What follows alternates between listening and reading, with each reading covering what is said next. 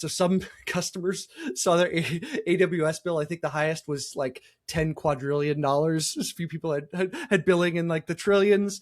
Wow. So that's something you don't want to do to Right. Yeah. remove It doesn't trust. build trust. Yeah. Yeah.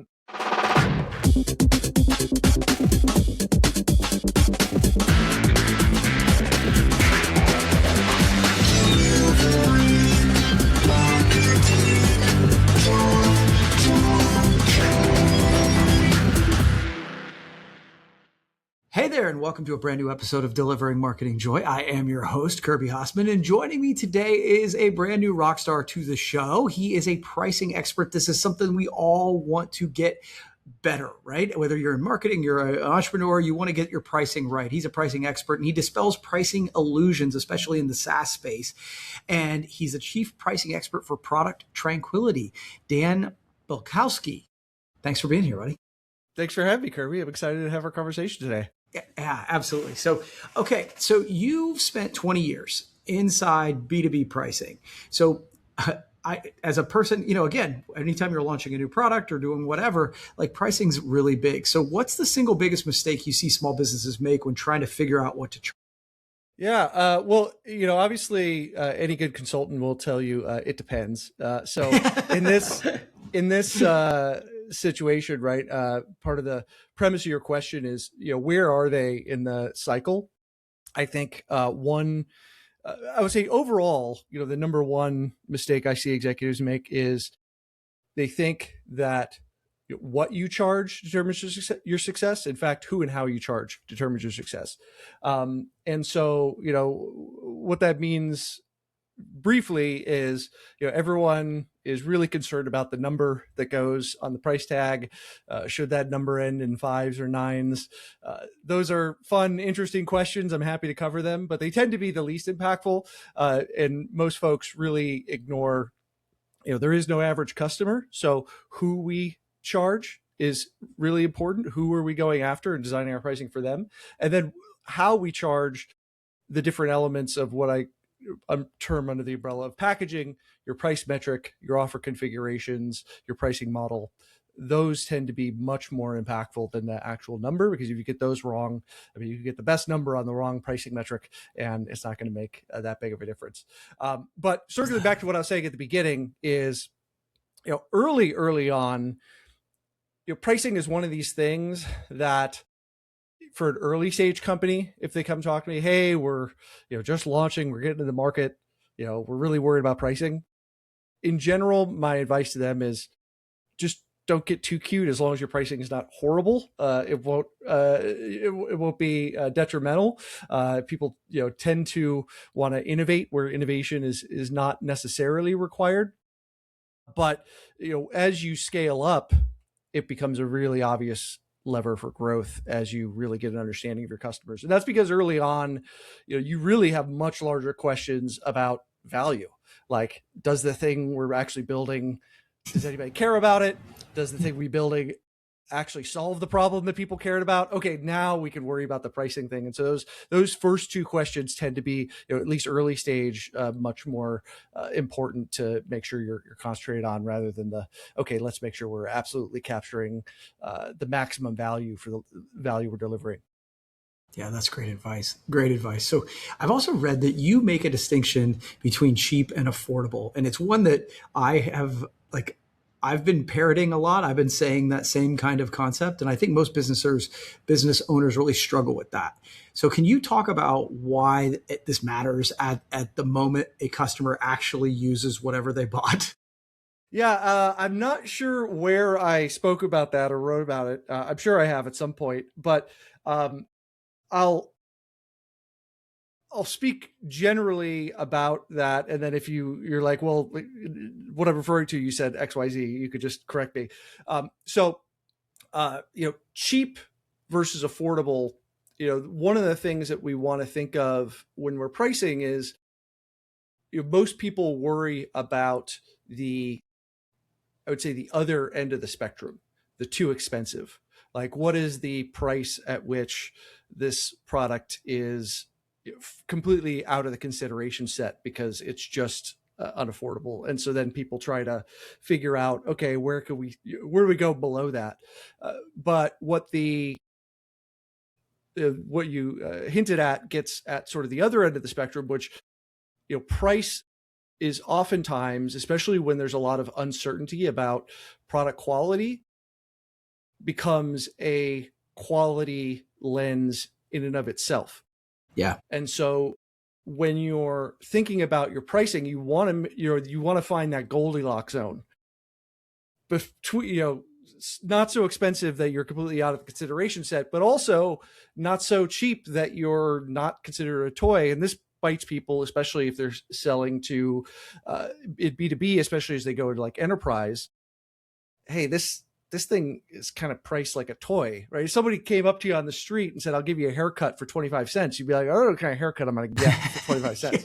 Yeah. So, people apply that lens and, in lieu of other good information, which marketers all day, curate customer testimonials or logo gardens or case studies, right? All those things that help give buyers confidence. In lieu of those other really strong signals, friend referral recommendations, et cetera, folks will use that. And so you don't want to fall into that toy category. And so, oftentimes we tend to get burned. We got the cheap thing and found out over time, the total cost of ownership actually ended up biting us much to our chagrin. We didn't consider when we were just looking at the price tag.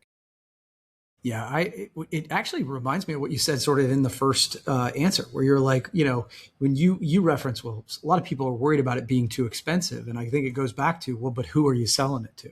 Right. And what problem are you solving for them? Because I think sometimes we sell out of our own pocketbooks sometimes, like, I could never afford this, or I would never.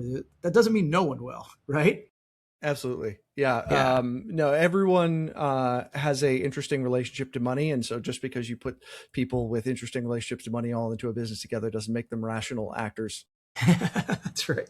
So obviously you are speaking into the service as a software as a system, SaaS model. And I've seen where you're talking about they're bolting on a flat AI fee or just giving away those AI features. AI is the thing that everybody's talking about. And they're just like giving those AI features away to avoid that pricing conversation. Can you talk about both of those models and how those work? Yeah. I know we don't have a huge amount of time here, so I'll try to zoom in on, exactly what you pointed to. So software has existed in this unique space among industries for a long time where it hasn't had to worry about marginal cost to serve its product. No other company exists in this world. If I'm selling hammers at Home Depot, I've got to worry about the price of wood and metal and the cost to deliver to the store, right? I'm a big fan of Shark Tank. If you ever watch Shark Tank, almost everybody on there is doing some sort of consumer packaged good. They always ask, what's your price landed? What's your price wholesale? What's your price retail? Because those are important. Software people have never had to answer that question before because the cost of bits moving over a wire is effectively zero. AI is now changing that game. And so then the question is, okay, now what do we do? Because our other ways of capturing value are not scaling with our cost profiles in the way that maybe they were before. And so there's a few different patterns that we're seeing out in the marketplace. I would say it's a very active area of innovation and experimentation.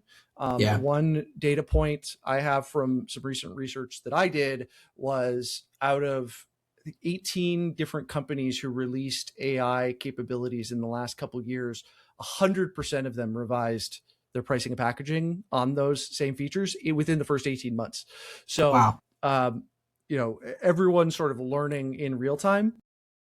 And so then the question is, okay, well, what do we do? I think the knee-jerk reaction folks have is, well, I'm paying Anthropic or OpenAI or Google Gemini X dollars per token. Let me just pass that through, do a cost pass through to my customers. That's a bad idea for a whole slew of reasons. Number one is that your customers, if I'm buying a CRM, My customer doesn't know what a token is, doesn't want to know what a token is. It has nothing to do with a salesperson meeting quota or closing deals or retiring pipeline. And so all of a sudden now we're in this world where I'm explaining you the back end technical architecture of our product and how we have to pay for tokens. And so, yeah, and so it's a mess. So you don't want to do that. And so then the question is, okay, well, what are ways that we could do it that are more palatable? And I think one of the better practices that I'm seeing folks do is either we treat the AI capabilities as value added features. And so if we have like a good, better, best tier structure, we put those features into those higher end packages to encourage upsell so they don't become a separately monetizable item. So that's one pattern.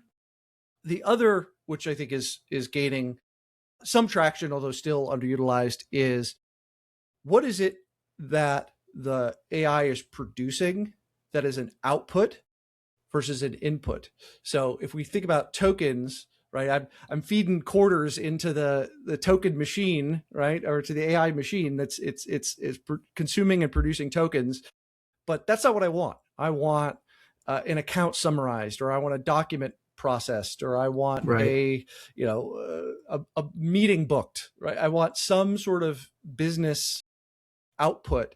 And if we can do the right thinking around what is it that the customer is really hiring that AI worker to do, we could then start monetizing based upon what that intermediate output is. And I think one of the best examples of that is a company called Intercom. They actually rebranded to Fin right before they got acquired by Salesforce, I think last month. But they had their Fin AI agent.